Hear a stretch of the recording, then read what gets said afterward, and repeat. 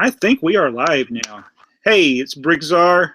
Welcome to my channel. Got a special video tonight. We're going to be doing a hangout with Glenn Holland from Glenn Holland Streamline Brick. So we're going to be talking mainly about Lego trains, and he's going to help me get started with making my own Lego train mocks. He is associated with PennLUG, but I'll tell you what, let's go over to Glenn and just let him tell you a little bit about himself and how you can check out his channel and things like that. So go ahead, Glenn. All right. Well, hello, everybody.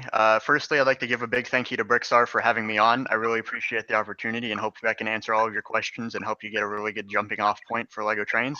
Like you said, I'm Glenn Holland. My online name is Streamline Bricks.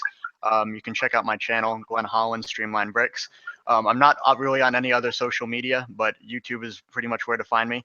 Like you said, I'm a member of PennLUG, Pennsylvania Lego Users Group. We are not a train-specific club, but we are very well known for building trains. Myself, people like Kelly Part, Nate Brill, Nate Robinson, and Josh Sanders were kind of like the core 5 train guys in PennLUG. And so you may or may not have seen pictures of our layout, but we have an amazing layout. It's uses grand curves. We have a roundhouse and everything like that. And we're really kind of, some of us at least have seen as real innovators of the hobby. And so we really enjoy taking it to new heights and just kind of trying to push the envelope as far as we can go. So that's really what we're about. What do you want to know? Okay, great. Before I ask you a question, he mentioned in there about the grand curves, and I have seen their layout that they set up at Philly Brick Fest, and that's a great way of describing those huge radius curves. And that might be something we talk a little bit about, and why they need those big curves, and how you can make them from standard Lego track instead of having to buy the ME stuff. But so what we're going to do is I got some questions for Glenn that he's going to share his answers, and it'll give you some more insight into the types of things they build in PennLUG, I think, as well. So the first one is around what type of trains or what size trains. And, you know, with general train building that Lego makes in their sets, they're always 6 wide, except for one tank car that's 7 wide. And so what are the advantages of using a wider base, and what do y'all use there at PennLUG? So you bring up an interesting point. And so right off the bat, I can give you like a real technical piece of information. So there has been a debate for a long time as, you know, whether you build 6 wide trains like Lego builds in their sets, or you build 8 wide trains. I don't think Lego's ever done an 8 wide train. So the advantage there is you just kind of like, you get a little bit larger of a kind of a space to work with. And so with that, you're able to pack a lot more detail in. That's the general answer. The more specific answer is that we usually build to an actual scale. We build to a scale of 8 studs equals 10 feet. And so this is derived from, you know, an 8 stud long piece of Lego is roughly equivalent to 10 feet, and 10 feet is about the width of most American rail cars. So that's where we get it from. And so with that, we can kind of scale everything down and base all of our measurements off of studs. And so like when we're building something like a rail car, we're able to like take the measurement as it was in real life and then convert that into studs, and then we can find out how many studs long the car should be, how high it should be, and then, you know, just kind of go from there and just distance everything out proportionally. Yeah, it looks so much more realistic when you do. Yeah, I mean, some of the Santa Fe train, we all love the Santa Fe train that Lego made, but it looks a little squished. It is kind of squished. But what are the disadvantages then? It looks big, what you got there. It is very big. I mean, this passenger car is 62 studs long, and it's not even the biggest one that I have. And you can see the size of my hand for reference. It is very big. The disadvantage of it, I guess, the main one would probably be you use more parts. The next one is you probably would need a lot more space to use it. You mentioned about the grand curves. The grand curves really just work best for these, but you can use some of the smaller stuff as well. So I guess those would be the 2 main disadvantages. So some of these could go around the tight radius for the normal Lego. Yeah. So There are different kinds of curves that you can use. I mean, the grand curves is what we use mainly on our layout in all four corners, and then you have the stuff that ME Models makes. And so they make curves in different sizes. So the smallest curve that you can buy is what's called R40, and R40 is a radius of 40 studs, and it's pretty much your standard Lego curve track. So then ME Models takes it several steps further, and they have engineered curve tracks that are 56 stud radius, 72, 88, and 104. And so the reason for those nominal numbers is you work into the standard of track geometry. So on a standard Lego switch, when you have the turnoff and then the return curve and get the two parallel tracks, the distance between the center lines of those track is 16 studs. So as you go bigger with curves, you increase the radius by 16 studs, and everything stays in nice parallel dimensions. Okay, great. But yeah, so most of the cars, at least my cars that I build, can go around the 88 stud radius curves. I would say that they can go around tighter stuff. It's just I haven't had any to test. Okay, all right. And so you had mentioned something to me earlier when we were emailing each other, and it was actually a Railbricks article that I remember way back in the day. Yeah. Oh yeah, I do remember this now. Yeah. Talking about using straights to make curve. Now, how wide is how big an area do you need to use Lego straight sections to make these curves where what he's doing is he's barely moving the piece to where there's still connectivity, but it's a curve. Yeah, so you brought up connectivity. I'll touch on that real quick. We usually don't use we do use the metal track, like the 9-volt track, but we don't use it for the conductivity. We use it just because it's what's already built in. But they do work. It will usually work conductively if you build them into a grand curve. So the best estimate that I could give you for a grand curve would be about, I really couldn't tell you. I think the middle track on our layout is, I think, somewhere in the neighborhood of 24 track sections as an arc. So I'm not quite sure what that would be in studs, but it's a big area. I mean, you can see on my channel, I have posted videos of the layout, and you can kind of see in the background just how big they are, but they do require a lot of space to do. So it's really better for like a more permanent layout, and even we're pushing the boundaries with those curves as it is.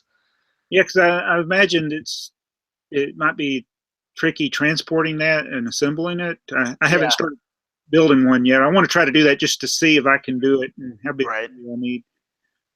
So the main way that we do it is we build kind of we just kind of lay out base plates on our tables, and then we'll kind of lay the curves on top of them, and then put flat Lego tiles under them, like usually a dark gray color to simulate ballast, and then we'll build up the ballast on the actual track itself, and then lay those on top of it, and it usually just kind of is held in by friction. Okay. Yeah, but then the rest of them, they usually come off in. You can take them apart by regular 16 stud section, but we usually keep them in 4 just because they hold together well enough and transport that way. And then the base plates come up, by the base plates, and we label them so we can, have a footprint of, which ones go where. Okay, so that brings up another question you just made me think of, is when you have something so large like the PennLUG displays that y'all take to different shows for you got to take it apart and reassemble it. So having bigger sections that you can keep together is pretty critical. Yeah, it's entirely modular in a sense. I mean, it comes off in just whatever sections that we just happen to build it with. Like our roundhouse, it comes off by the bay. So, it's an 8-bay roundhouse, so it comes off. Each bay comes off separately, and then we did the similar thing, and we built up the area around it. The table's actually depressed from the normal layout, so we can build in, like the inspection pits between the rails and stuff like that, and then that all comes apart in sections as well. Okay. Yeah, so you got to plan when you're building on the scale that y'all are building big stuff. You got to plan to move it, because I could come down here and build a skyscraper, and then I'll be like, oh, wait a minute, how am I going to get out of the house? Yeah, I can't tell you how many times like I've built something and I'm just like, well, how am I going to move this now? It's kind of a design challenge that you have to think about ahead of time. Yeah, so we're coming up to when we come up to Philly, so we'll see you there next month. Wow, it's coming up quick. Yeah, it really is. I'll be there for sure. Yeah. So I'm definitely going to be bringing some mocks. We got ours will be on a smaller size, so I think something like a locomotive, Okay. some train cars. I don't think I'll be bringing buildings or anything like that because I don't have the space in my vehicle that I'll be. No, that's totally understandable. Yeah. So I had some ideas in my head Hmm. for some locomotives, and you know, things like box cars. I think those are relatively straightforward how to build Yeah. one. I haven't ever built 8 wide, so Hmm. got a couple of questions then about building. I guess we'll start with the locomotives. Is there some kind of like I want to build a steam locomotive? I told you the one No, that steam locomotives are the best. yeah, and I think steam locomotives look the best running. I love seeing Absolutely. the connecting rods moving, and so when you when you build a steam locomotive, do you need to start with the drive unit, the wheels and the gearing and the motor that's going to Yeah. or is there some kind of standard that you use? Not as far as steam locomotives go, there's not really any standard at all. It's just kind of depends on the locomotive that you want to do. You do a lot of research into the actual locomotive itself and find out what kind it was. Like if it was a freight locomotive, it's often going to go a lot slower. You want to, if you build it with a motor, you gear it for power. If it was a passenger engine, you gear it more for speed. And so, you get into the way of the science behind different gear differentials and stuff like that. But the general rule of thumb for at least building a steam locomotive is get your running gear down first. The chassis, the wheels, the side rods, pistons, everything like that you want to do first. Because if it doesn't work well, it's just what's the point, right? So that's generally the rule of thumb. But probably the most surefire way that I can give you for building a locomotive would be to use 2 train motors in the tender of a locomotive like I've done. And this is usually good for your faster engines. So, like my Crusader and my K4, they both use this method. So it's like 2 power functions train motors that you would get in any set, you know, just normal train motors. And so I use 2 of them because they give you a very good power to speed ratio. You can operate both of them comfortably off of one single Lego battery box and receiver. And it's pretty much the most surefire method, and it's one of the easiest ones you can get right. So if you're going to start with a steam locomotive, I would probably recommend doing something passenger because just for the sole purpose of you can do that easily. Okay, yeah, yeah, I like that. Then you can do other things too, like for example, my Atlantic here I have on my desk. My Atlantic uses a Lego L motor. I'm going to tilt my camera down. My Atlantic uses a Lego L motor, which I have mounted kind of between the cab and the firebox, and then so it just kind of sits in there. It's very well connected in, but it directly drives the XL size wheels, and you can get those from BigBenBricks.com. So it's directly geared to that, and I have modified the wheels a little bit to incorporate a rubber O-ring for traction. So you get a pretty good sense of that speed setting too on a Lego remote. And so you get a pretty good sense of how that works. And speed setting 7 or all the way up about that fast. Yeah. Now, do you have a problem with those connecting rods there? Yeah. Um, like on the Emerald Knight, you move it and you transport it. Mm-hmm. It's going to eventually, you basically got to almost rebuild the entire set in order for it to function correctly. Yeah, so kind of a funny thing about the Emerald Knight is it wasn't a very good set. I mean, it was good for certain reasons, but like mechanically and like design wise, as far as having a reliably running steam locomotive goes, it wasn't that great. Mainly because they didn't have an L motor. An L motor is pretty much the best motor that Lego makes and the best one that you can use for a steam locomotive. But the gear drive in it was not very good at all, and there were several other problems that just weren't ideal for that locomotive. That just made running it for longer periods of time just kind of a nightmare. Yes. So you just kind of have to start you. from the ground up almost. Yeah, that one is a pain. You're like you think you got it, and then you run it a little while, and it just like starts locking up and stuff. Yeah, I have an Emerald Knight. I've had it. I ordered it, the entire Power Functions kit along with it when it came out, and I remember building it. And I probably owned it a month, and I'm just like, wow, that isn't as good as I'd hoped. So. Yeah, maybe that's why Lego doesn't give us more of the stuff that we really want because maybe there's issues like that. I don't know, because Well, I mean, a lot of it's just because the people who are going to buy them are probably going to, are going to be, less serious, like kids and stuff like that. Just things that they can put together on the easier side and play with a lot. So, yeah, that's something we got to keep in mind. A lot of us AFOLs, we want all this really neat stuff, but again, the Lego's biggest market is the young kids, so they're going to make it where they can build it. Yeah, we've often found ourselves having to fill the gaps that Lego has created for us. Like with the different wheel sizes, the connecting rods that have been produced for us, and with the ME track and stuff like that. All right, I think I'm getting one of my internet's going out. Can you hear me all right? I can. Can you hear me? Yeah, I'm getting a little crackling, but I don't know if it's me. I think it's me. Okay.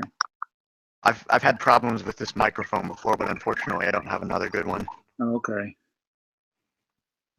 We can live with it. Hopefully it isn't too bad. It's just a little popping that's going on there. Okay. And usually it's because my internet starts to go out. All right, so that was answered. I can find another microphone or put some Apple headphones in, but you can just let me know. Yeah, if you got the Apple headphones, you could try. Will they work on that? Yeah, I can just change a setting on my laptop real quick. I apologize. I'll be back in a moment. It's okay. I can entertain the message. I'll look at some of the questions here while you do that. Okay. I want to thank everybody for joining us. I'm sorry, this was going to be a discussion with Glenn and I, so I want to thank everybody that's here, like Beavertastic55, Sawyer, Matt Gainsford, and Lego Freak, and Brick Buffet, and Domino Fan 0803, Space Cadet, and I will say y'all a bunch because that's where I'm from. I'm from the place where they say y'all. Diesel Railcar Productions is here, and Juan Carlos Bolivier Aguadelo is here. I'm doing good. Dragogo 12, Haytan Bricks, Julia May, Adam Spahn is here. It's always nice to have him in the house. Does he ever sleep? Kel Liphart is here. Stephen is here. Stephen Askew. Nader's Mox. Hey, Nader. And I guess that means that you said to the TBM. So that means, oh yeah, the Brick Maniac is here as well. Bob Dang. And who else? Daddy's Bricks. Johnny Pumpkin Seed. Bricks for Chris. And Kate Brown.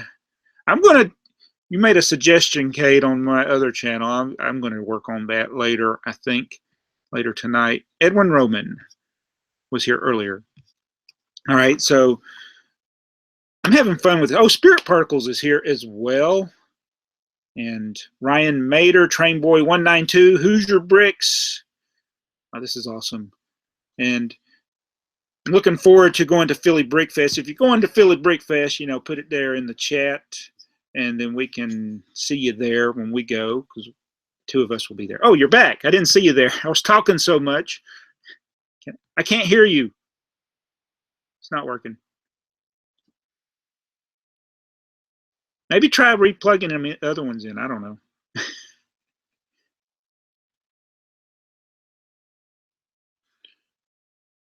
Which t-shirt? This one? That's all that's on it. This is a now.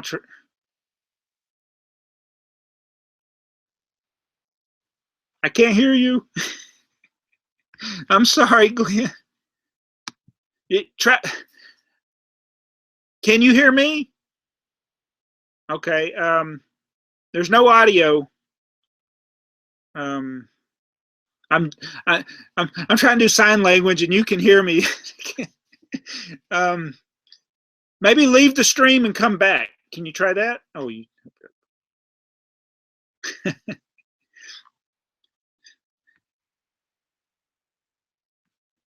Did I mute you?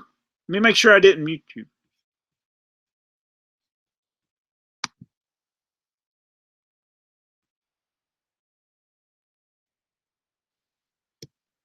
Can you hear me? All right.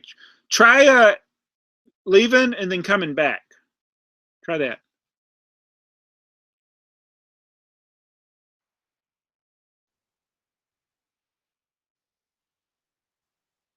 Let's see what happens.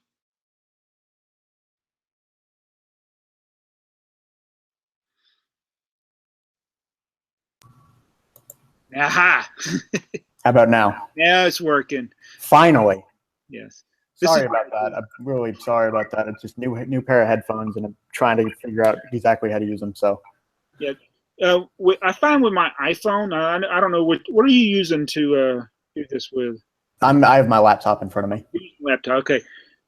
For some reason, some devices, if you unplug the audio device, you have to restart whatever program you were using. Yeah, I guess that must be it, because my headphones use like a wireless thing, so probably something to do with that. I have filmed videos where I talk for like 5 minutes or something, and then actually done several segments, and then when I went to edit my video, there was no audio. Yeah, I've done that too. It's a real pain. So I did hear when you were reading people in the chat, Kel Weepart, you mentioned him, and Nader's Mox as well. Both of those guys are in PennLUG, and they both work on the layout with me. Kale especially, he's kind of one of the main guys in PennLUG, and he's kind of the main train guy, and very well known. All right, great. That's good to know. And I have, I'm in a lug, but I don't ever get to go because of my schedule. I'm on call every. They're going to a train show here in March. I'm going to try to go down for the train show, but I can't go with them to set up. And I hope nobody from my lug is in here. But when I saw your guys' stuff when I went to Philly, I was like, that was like amazing to me. The Tennessee Valley Lego train or Lego Club, I forget what theirs is pretty good. That they take time to have the ballast railroad tracks and things. Yeah. Seeing the 8 wide, it was like, wow, that was. It is a lot of difference. It really is. And so I would like to do that. I don't have the space maybe to have like huge layouts of my own personally, but it'd be great, going to shows and having stuff like that. But so as far as you'd mentioned earlier about the different radius with the ME tracks and the things you do to have like a ballast. Now, a lot of when I look at a lot of pictures that people take at train shows, they basically set their track on a base plate. And sometimes people might add some tiles to kind of give it the look of cross ties, a different color. Do you have a standard that the PennLUG uses? We do actually, and we have instructions for it and part list and everything. You can actually, if you go through the Brick Model Railroader site, there's a tab called Useful Links. Go under, and I think it's Lego Train websites or something like that. But lgauge.org is the name of it, and that's a website that's managed by another builder. His name is Michael Gale. And so he's a model railroader first and a Lego fan second. So he does a lot of, like the kind of standardization things and just trying to like approaching it more with that from that point of view as well. So he's, with our help, he's posted the PennLUG standard ballasting guides and instructions and parts lists on that website as well. And you can find all of that there. Okay, good. I'll look at that and I'll compare it to the Tennessee Valley. I bet you they're similar, if not the same. Right. I would imagine they had the same height. I think we build the base plates, then 2 plates, and then our track sits on top of that. All right. Yeah, so that's something. So I think that was the questions I had. So you mentioned earlier Big Ben Bricks. If a lot of you in the chat haven't heard of Big Ben, I actually bought some wheels from him a while back. What did you buy? For a long time. I have a. Let me. So this is just coincidentally right here. This is Thomas's place. There you go. There's one thing in the Thomas and Friends world. There's not been a lot of people that have done mocks because it's hard to make a brick built face. Yeah, I've seen a lot of them done, and a lot of them actually have like actual brick built faces, with all the details in it, and they just kind of look weird. They do look weird. Yeah. I actually have done one several years ago, and it's built off of a 9-bolt motor. and it's pretty basic, but it definitely well resembles Thomas the Tank Engine, but it doesn't have a face either. So it is hard stuff to do because European stuff, English stuff especially, is a little bit smaller. So we usually kind of the accepted practice is, American trains are 8 wide, and then European or British trains, I should say, are 7 studs wide, which gets into a whole nother level of craziness. So yeah, 7 stud, because you're dealing with an odd number of studs. Exactly. You have to build off you could have to build off of the frame with jumper plates and stuff like that. It's crazy, but it is hard stuff to do. People that do it well or do a very good job of it. One person that comes to mind, especially with British locomotives, is a guy by the name of Carl Greatrix. He's also from a model railroading hobby primarily. And so what he does, he has no, I'll say Lego dignity at all, but he paints, he cuts, he does whatever he wants to do with those parts. And so, but they turn out really well. And so, they look on another level of ours, but then you really kind of look closer into them and you find out that there's like a lot of part modification going on, even more than what we do. And he also has built a layout that uses traditional scale modeling stuff first as scenery, which is really interesting, and it gives it a really interesting looking effect. But it does turn out very good, so it's really interesting. Yeah, and I think that's something a lot of Lego people don't understand. And I've been a big. I was subscribed to Model Railroader for years, so I know how the modelers think. My father-in-law, he's a big modeler, and they have no qualms about cutting stuff, modifying things. So I could see somebody coming from that area. They'd come over here and they would mix easily. Yeah, they'd mix mega blocks. They wouldn't care. They'd mix. Oh no, that's blasphemy to us as mega blocks. That's grounds for getting kicked out of the club. It's like when you go to most Lego shows, are not technically. They don't have Lego in the name, but everybody understands that everything in there is going to be it's going to be Lego. And I think people accept things like ME tracks. That stuff like that though, it's built to work specifically for Lego. I mean, like the wheels and stuff like that. It's built for it. So we kind of view it a lot of the same way. Like some people, like the army guys, would buy custom weapons for their soldiers or stuff like that. So at least I do. I can't speak for everybody, but that's how I look at it. So I guess the Big Ben wheels are acceptable. Absolutely. We've been using those for several years. They actually came out long before Lego gave us the Emerald Knight wheels. So they were really good. The user groups and stuff back in the day when they were talking about stuff like that. And I'd see some of the really neat European style locomotives that the guys were building. And I was like, where did they get those wheels? Yeah. Big Ben, he's been around a long time, and he's thankfully still producing wheels, and he does have a lot of good stuff. They're injection molded wheels. If you give me 1 second, I can give you a better example of them. Hold on just one real quick.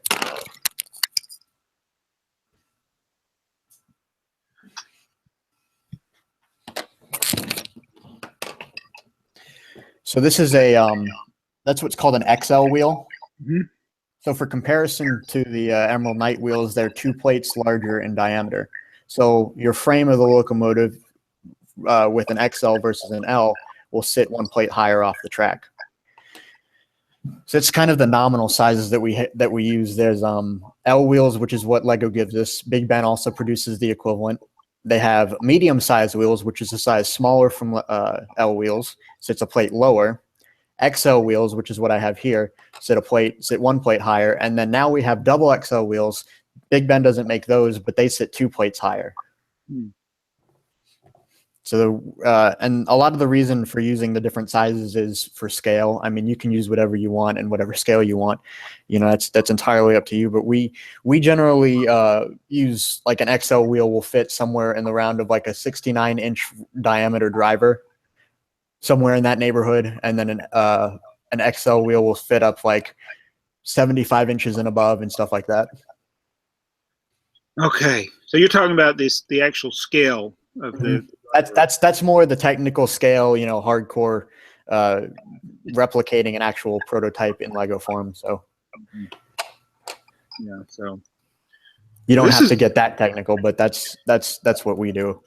Yeah, I was on the other guys you kind of hang out with, like Matt's Mox and stuff. When I was on their stream, their what do they call it?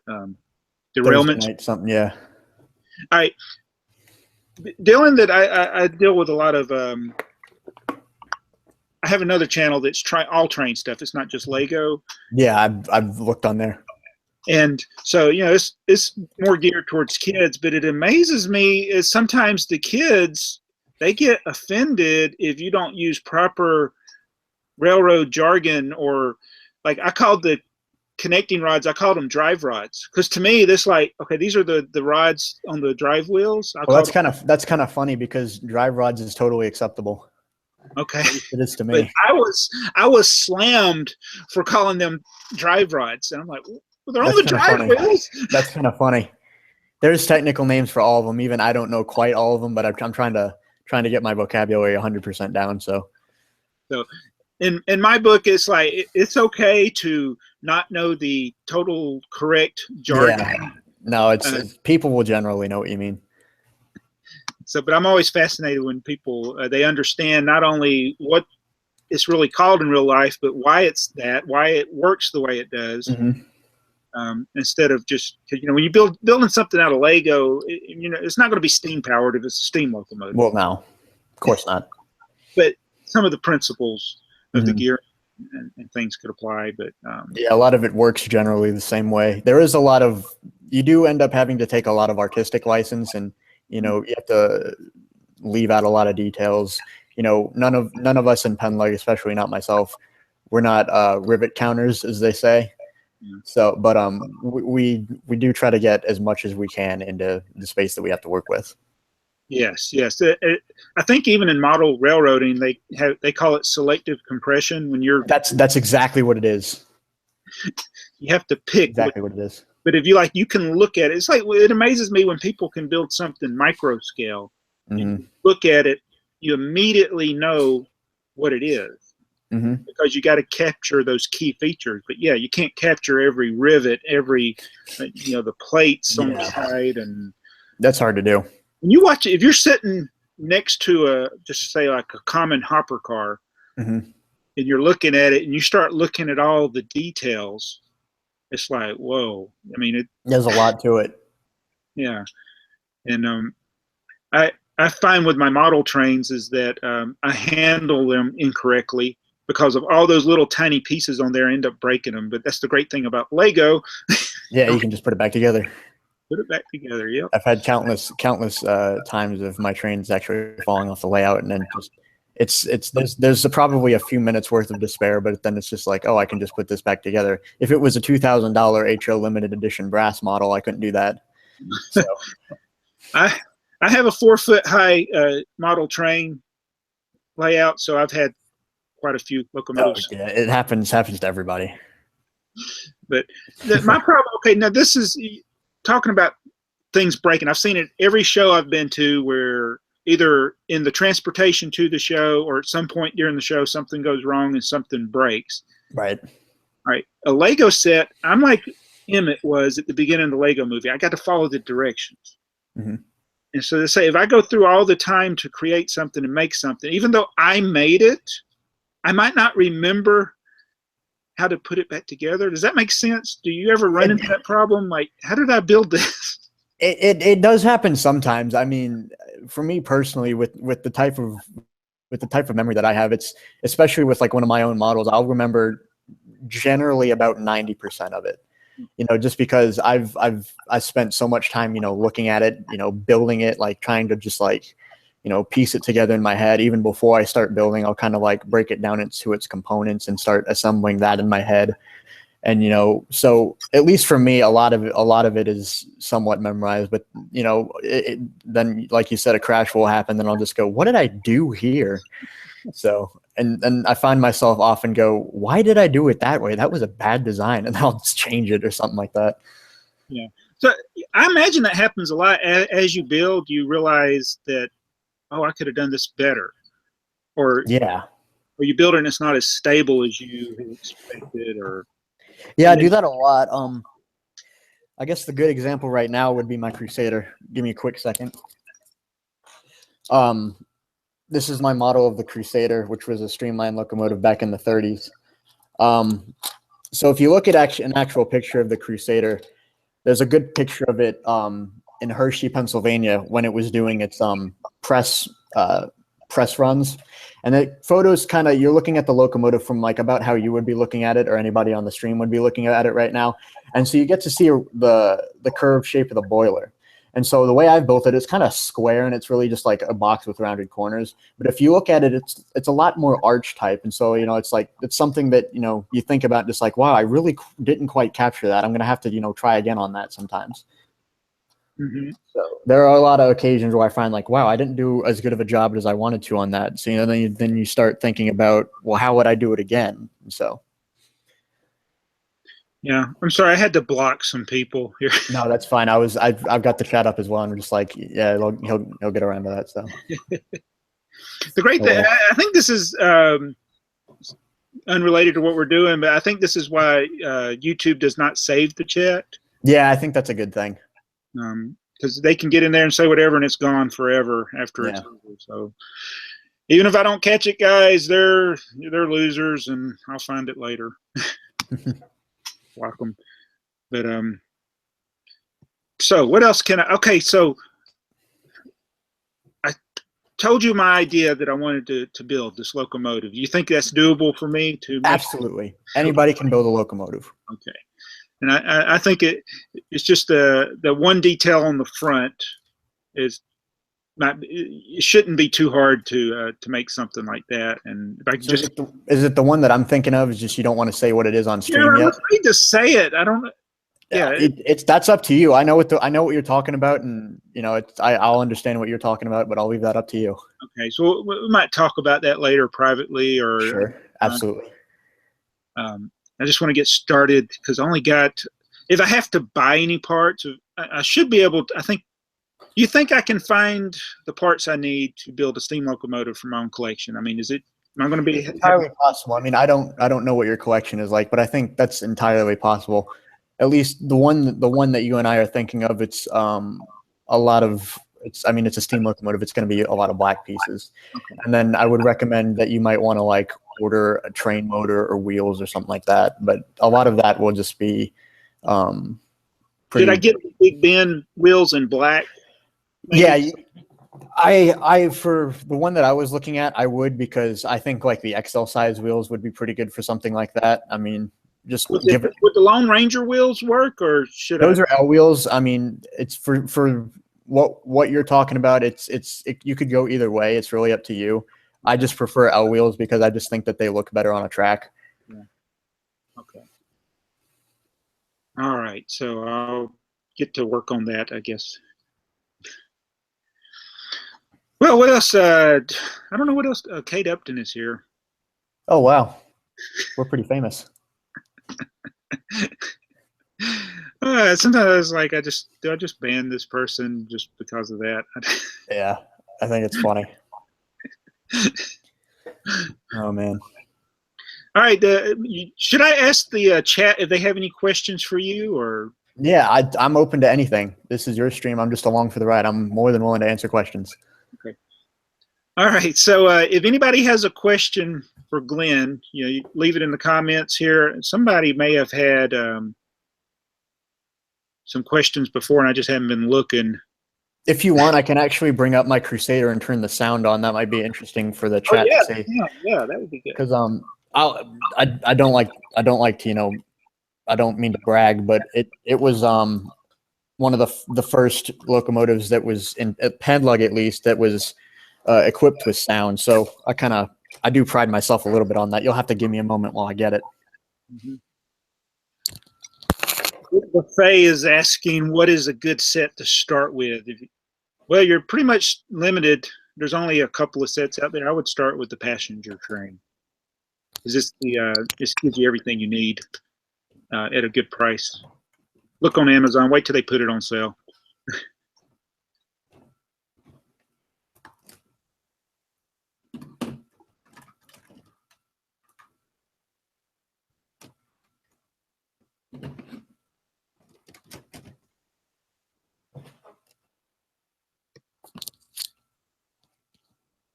All right, we're going to listen to this.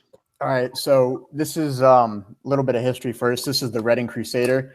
It was operated by the Reading Lines. It was an entirely streamlined train that ran between Philadelphia and New Jersey's Jersey City's Communipaw Terminal, and then a ferry service to New York. They introduced this train in 1937, and it actually started its, I believe it started its service without a name. They just called it the stainless steel streamlined train. And then they offered a grand prize of $250 for the name, and they came up with the Crusader. So they had two of these locomotives, number 117 and 118. I have built number 118, and right off the bat, I'll say it needs a rebuild because it uses XL wheels right now, and to be in scale, I would need to use XL wheels for a larger size. But it does use a sound system. The sound is by Dali Electronics. I have a sound card installed in the nose of the locomotive, and then a little bit of additional hardware that allows me to operate the whistle and bell. And so I'll give you a listen. Hopefully my microphone will pick it up.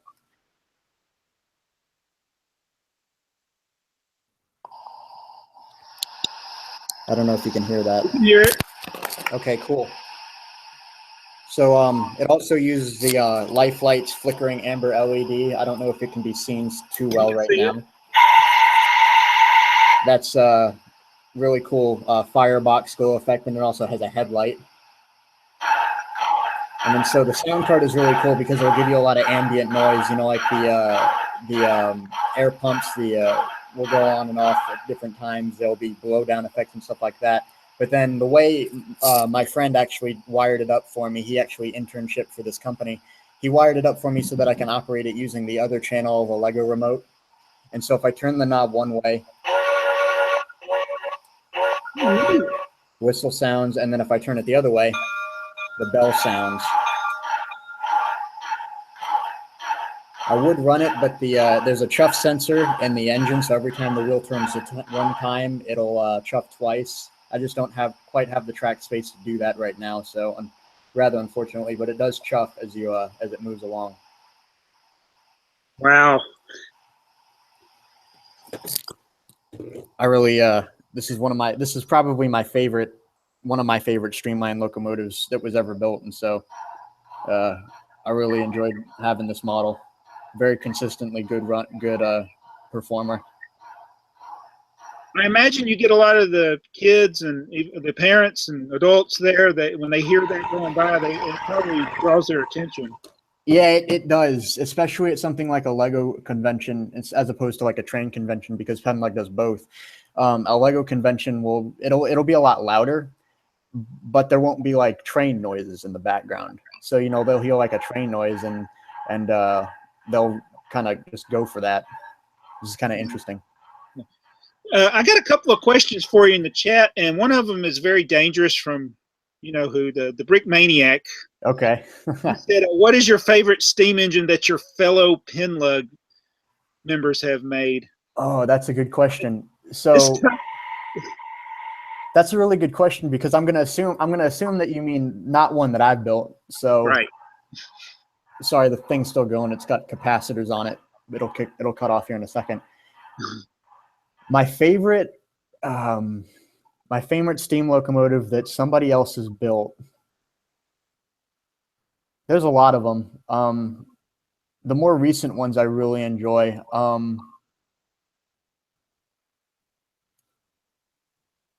I'll give you one right off the bat, but I'll probably gonna have to pick another. So my favorite one of my favorites is the Erie triplex model or triplex, which is I knew you were going to say that. Oh, it's a super impressive model. Nate Brill is the guy who built it. It's an amazing model. It's very well done. He used, I can't remember the color. I think it's flat silver on the boiler to simulate what's called a Russia iron boiler jacket. He did a great job on that. Each set of wheels is driven by one L motor operating off of one battery. And that thing pulls, like there's no tomorrow. We've had a string of easily 25 cars behind it, and it works amazingly well. I think that's one of the best performing engines that PennLUG has, and I think it's one of the coolest engines that PennLUG has. So that's definitely on the list. Okay. One of the other ones I don't know. There's a lot of them, and I don't want to name another articulated or big engine like that because that is one. But I would probably say the K4 Pacifics by Cale Leapart, for the reason being that he built two of them at the same time, and they usually operate together with a really nice Pennsylvania passenger train, and that's always a real treat to see run. I really like the way that they look. He did a great job capturing those engines. Yeah, yeah. All the guys they've made some really neat stuff. I think didn't somebody have one of the Pennsylvania GG1 electric? Yeah, Nate had. Sorry, I'm reading the chat. Kale says I knew he would pick Nate's triplex. Yeah, Kale, you thought right. So that's funny, but yeah, Nate Brill actually has built two GG1s. He's built one in a Conrail scheme, so a blue one, and then one in a Pennsylvania scheme, which is reddish brown. And I think the Pennsylvania one is the one that works, and the Conrail one doesn't, which is weird because mechanically they're identical. Mm-hmm. Just for some reason, one of them doesn't work. So yeah. All right, now you love trains. Space Cadet asked a question earlier. Do you have any other Lego themes that you like? not really. I'll be honest with you. I really just like trains. You're just a modeler, baby. I am a train modeler. I love trains. The trains came first before the Legos, but pretty much what I do is just entirely trains. Yeah. And I think it's kind of cool. It's something I can really give my all and just try to push it as far as I can go. Yeah. Trains is definitely my favorite theme. I'm kind of upset that Lego doesn't have a lot of like the like a train line anymore. They'll give you like a few sets like every 3 years, I think, is like a cycle. But like I got into 9-volt a little bit too late, but I was able to get some of it. But I kind of miss it having like, like being able to go to a Lego store and then just pick out a train set and then take it home and build it and then ready to go. So like a ready to run almost kind of aspect to it. So yeah, it's I think this is kind of the deadest period I remember for Lego trains since I mean they've had this the white passenger train, the 60051 has been out for I want to say 4 years now. 3 or 4, I can't remember. It's been a while though. Yeah, it's like, and every time they make a train, it's cargo train and passenger train. But a lot of them look the same. Yeah, we got two ICE trains. They're basically the same. The cargo trains look the same. Now you're not old enough to remember the 80s, and I didn't live in Europe in the 80s, but Lego with the 12-volt system, which I'm familiar with the 12-volt system. It's by far my favorite. Yeah, and why is it I know I can tell you why it's my favorite, but I think it's going to be some of the reasons that you will say. Why would you say it's your favorite? I like the 12-volt, like I said, because it was a train line. Like you had a group of sets that you could that were out at one time, and you could. It was like a little bit of a collectability factor, but it was also like a ready to run aspect as well. Like you could just go to the store, buy a set, and run it, and you knew it was going to work well and everything like that. They had some really cool sets. Probably my favorite train set as a whole was the 7740 Intercity train. I think that's the best looking train out there. I think it's just one of the coolest things. But I also like the 12-volt system because of the expandability options. You can buy more track, add, lights, crossing gates, signals, decouplers. You could really just have a model railroad right out of the box. And I thought that was a really cool thing that I think Lego is really lacking in a train system these days. Absolutely, because they do things with the 9-volt tracks. You had the points where if you turned it one way, it turned the power off. So that's you could actually put something. That was a little annoying. I think, and I haven't acquired any of these things, but with the 12-volt line, they actually had blocks where you could, with the switches, you could turn a block on or off. Kind of like what I don't know too much about like the technical side of 12-volt. I know they had switch motors, but I'm not sure about like any sort of a blocking system. I think they did have the signaling system where you could turn a light red and then it would also send a current to the track to, or take the current out of the track rather.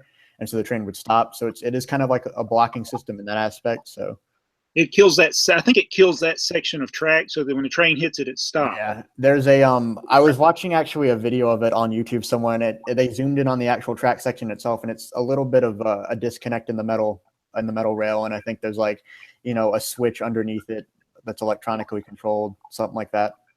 Yeah. So with traditional, see, Lego, when they made the 9-volt range, that was, again, that's for kids, basically. Mm-hmm.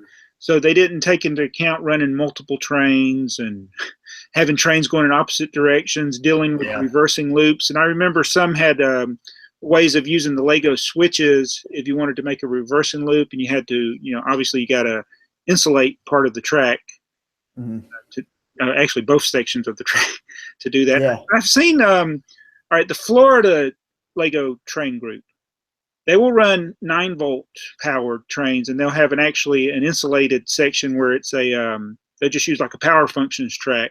And because all of their locomotives have dual 9-volt motors, it can go across that section. Yeah. I thought that was a pretty neat idea. Yeah, it kind of brings in a little bit more of the model railroading aspect too, because before like things like DCC came out, you had basically the same issues, and so that's what they would do essentially. I think that's kind of a cool thing to do. Yeah. But I think power functions is a lot better. Yeah. So I think for people like you and me, we would love it if Lego went again where they had all these accessories. You could buy individual train cars, or just have more access to wheels and things that we could use for building steam locomotives, and not just diesels, and not just the same looking diesel all the time. Because when I look at modelers, people that model railroad here in the U.S., and I don't know what it's like for people in Great Britain or and around the world, but the 50s was like the heyday of trains. Anyway, from the 30s to the 50s, when the passenger trains were running. Yeah, that's a lot of what PennLUG does. Is we try to model, mainly steam operations, or a little bit of the transition era between kind of like the 30s and the 50s, or the late 50s rather. So that's, it's a lot of our stuff reflects that. Yeah. And I'm the type of person that I don't have a problem if stuff isn't period correct. Like it doesn't bother me if I mix things, but yeah, we're a lot of the same way. Like we have passenger trains that would look a little old compared to like some of the other ones. Like there's a 20th Century Limited, which is from 1948 on, and then we have passenger trains, which was well before that, and a lot of different eras of worth of freight cars as well. So we don't worry about that a lot either. Yeah, good. Well, a little bit more fun that way. Let's see if there's any other questions. I think we got most of them.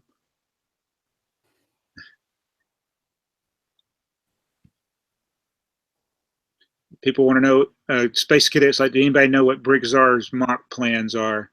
Just be happy to make one. I have a non-train related mock I want to make too. And non-train related, I don't know if you have an opinion on this. I want to ask you, what do you think about roller coasters? Roller coasters, I don't really know too much about them. I mean, I enjoy riding them. There was a at Brick Fair, Virginia is actually where I saw this. This was last year in August. There was I think it was the Greater Florida guys. I think it was their lug, which had a roller coaster there that was operating. And it was engineered that it was fully integratable with Lego, and you could, configure it in different ways. So I think it's really cool. It's just, I don't know a whole lot about it. Okay. Yeah. Well, it's just something I've been wanting Lego to do. They actually had in a 1960s Lego idea book a way you could take the blue track rails and turn them on their side. You can make a roller coaster. I think I actually recall that. I think it was pretty interesting. They teased us 50 years ago, and they still have not actually made us. They haven't done anything about it since, have they? No. And I have some of the roller coasters. Like Kinex makes roller coasters. It's like the main thing they do. In Coaster Dynamics, obviously, they make roller coasters. They make some that are like O scale. But I don't know why Lego, doesn't do it. But yeah, I think it would be a good thing for them to do. I mean, their system is just set up in such a way that you could easily. I mean, there's obviously some engineering that has to go into it and design work, but you could do it pretty relatively easily, I'd say. Yeah, that's what I was thinking. So, what's your do you have the current train sets that Lego has available? Did you buy those, or do you? I don't. I think the last train set that I got There's an actual Lego set. It was the Maersk train, and I got that for Christmas, I think 2011. So Oh, I don't think yeah, it's been a while since I've actually gotten a Lego train set specifically, because most of what I do is just custom stuff and just actual modeling. right. So that Maersk train is probably one of the most realistic trains they've made recently. I would say so. It's a very good looking train. Yeah. Oh, and that's another one that nobody ever knows how to pronounce correctly. Yeah. And I want to commend you for correcting all of us who play Monopoly. Because everybody, I think when they see Reading, it's reading. Yeah. Yeah, I was the same way until I started getting actually a lot into the Reading. I have a book on the Crusader, and then I have a book or a photo book on the Reading Railroad in and around Pennsylvania. But it took me a while to realize that too.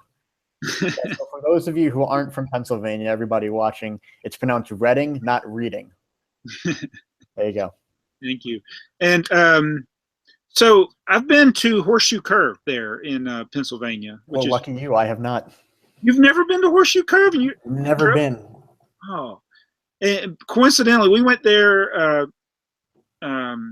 It's not when I came up for Philly Brick Fest, but we were on a trip to, where did we go? We went to New York and Washington, D.C. and all that. But we stopped through and went to the Altoona Train Museum there. Mm-hmm. But so we go to I always want to go to Horseshoe Curve, and Savannah and Atlanta was one of the heritage units that went through there. So oh, cool. I think they put the heritage units, and if anybody doesn't know what I'm talking about, a heritage unit is a locomotive that Norfolk Southern has that has the paint scheme of a train that used to be a former railroad that got absorbed by the Norfolk Southern. So that's pretty neat. So I think they intentionally put those in there at Horseshoe Curve. Yeah. For the people there are a lot of people, like recording, taking pictures. Yeah, there's a lot of train fans that go and just sit there all day and just record whenever they can. Yeah, it's just neat when you can see a long train, you can see it coming around. You have to go up on the yeah. It's really cool. The trees have grown up over the years, so it's not as clear a view as you would have had back in the day. But yeah, you should go over there and check it out. I definitely plan to, but I will say my favorite is old black and white footage from the Pennsylvania Railroad days, where you can, you'd find these two big old locomotives on the front with a string of freight cars, sometimes like a mile long, and then a third locomotive on the end. That's something that we really want to do in PennLUG. We're currently working on building up our fleet of hopper cars. We have like somewhere around 30 of them, and so what we want to do is put them all together with really big locomotives on the front and rear ends, and just drive them around the layout and really slow and stuff like that. Now, years ago, one of the guys in Europe, Ben, what's his last name? It's not Ben from Big Ben Bricks, but I think he's in Germany. He did his group. They did the longest. I know who you're talking about. It's like a world record breaking. Length. I think he had 126. Sounds about right. I've seen the video a couple times. Yeah, but they were the smaller cars from the train car set. There's not a lot of weight to them. I don't know, and even with that, I don't know how you could make a train that long without modifying the magnetic couplers. Like we do that. Yeah. Do y'all have to use those couplers?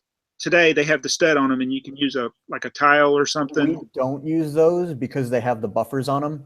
We pretty much only use like the old style ones, which is getting really hard to find. Yeah. Like the ones that actually come out of the thing like that. And then a lot of times between especially on towards the front of the trains, we use a very rare earth magnet. I think this is neodymium. Yeah, they're a lot stronger. We'll usually just slip them right in between some two coupling links on some passenger cars and stuff like that, and they hold the train together a lot better. So it's like I was talking about the triplex and running 20 cars at one time. We definitely couldn't do that without these stronger magnets. Okay. And did y'all take y'all put them inside the holder for the? No, they just clip right onto the end or magnetize that onto the end. Oh, okay. Yeah. Works pretty well. Great. Well, I guess that's about it then for tonight. Okay. Maybe we need to maybe make this like a regular monthly segment or something. I would enjoy that. Hopefully, I didn't get too technical right off the bat or like scare you off. Oh no, like that. But yeah, I would enjoy that. I appreciate it. Yeah, I appreciate you coming on. And for those that don't know, maybe you joined the stream late. This is Glenn from Glenn Holland, Streamline Bricks. When I get done, I'll put links to everything in the description. I'll put links to the websites he was referencing. What was the model? What was the one? Brick Model Router. It's a site that's kind of Kale's creation, and I'm also a staff member and contributor. But it's a Lego Train news and blog site.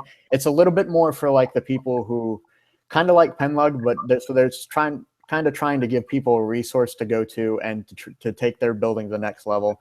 You know, just trying to promote building within the Lego Train hobby and stuff like that. So we'll have like a lot of very informative technical articles. We're doing stuff like builder and creation spotlights as well. And we'll be writing about events once we actually go to any, because we only launched on New Year's Eve 2016. So we've only been live for just about 3 months, or 2 months rather. So. Oh, wow. So have you been, what shows have you been to with PennLUG so far? What areas have you just pretty much in the state of Pennsylvania? Or? I would say mostly the main shows that we do a few train shows that are just, they travel around. So, you know, it's just whenever they happen to be local, but there's one in Harrisburg that we'll usually do. And they didn't have it this year, but there's one actually in York, which is very close to a lot of us in PennLUG. So we'll go there and we usually have a lot of fun there. It's really unfortunately they didn't have it this year, but so those two train shows. And then as far as Lego conventions that we go to, we were at Brick Fair, Virginia last year. I'm not sure about this year, but we didn't have a full operating layout just because we didn't quite have the manpower to put one together.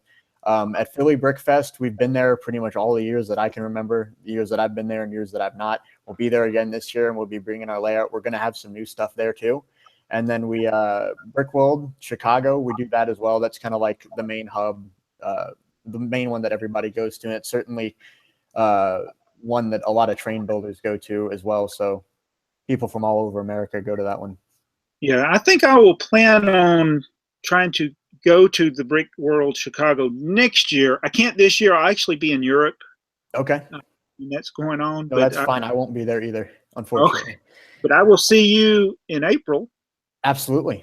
I'll be at Philly Brick Fest for the full 4 days. So if anybody in the chat is interested in coming by and saying hi, I'm more than welcome to. Yeah, and we'll do some live streams from that. It gets a little noisy when the crowd's there, so we'll try to do some behind the scenes stuff. Yeah, some of the stuff when everybody's gone, it'll be a little bit quieter and easily to show you guys what's going on with the layout and stuff. Well, that sounds good. I look forward to that. Look forward to officially meeting you, even though I was there with you last time. Yeah. I was hanging out with Matt Mox, you know, and he was doing his thing over there. Mm-hmm. Yeah, I actually remember seeing you live streaming, and I just like, oh, he's live streaming because, you know, I'm on YouTube a lot, so I'm just like, oh, that's what he's doing. But I didn't recognize it's who you were, so it's kind of funny. Okay, I sometimes don't know who I am. So it'll be a lot of fun. So I thank everybody who joined, and this is a little bit different of live stream, so I know I didn't acknowledge other people's existence always over there, but we do appreciate y'all watching, and we'll do this again. And I thank Glenn for joining us. So thank you for having me. You are welcome. So I'm going to end the broadcast now. You can hang on for a minute. Sure. So thanks guys for watching. Thanks everybody.